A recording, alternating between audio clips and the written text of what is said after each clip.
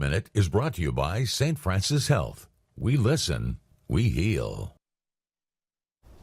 And welcome back. Well, cataracts are the leading cause of blindness, affecting more than 20 million people in the U.S. But as Michael George reports, a new device is helping restore sight.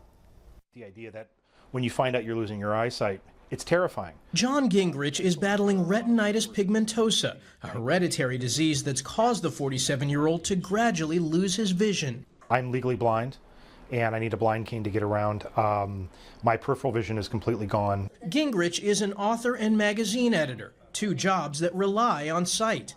The disease can cause cataracts, which threaten to take what central vision he has left away. It hit a breaking point, and this was something I had to do. It's really expected within a year. Gingrich came to Dr. Kira Manousis at the New York Eye and Ear Infirmary of Mount Sinai.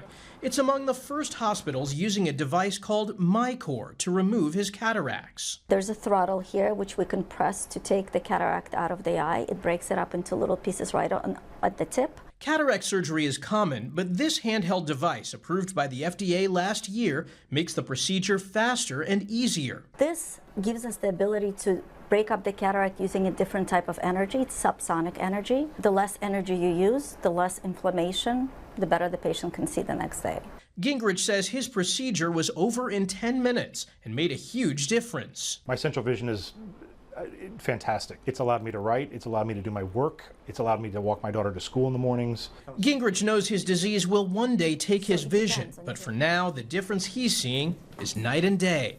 Michael George, CBS News, New York.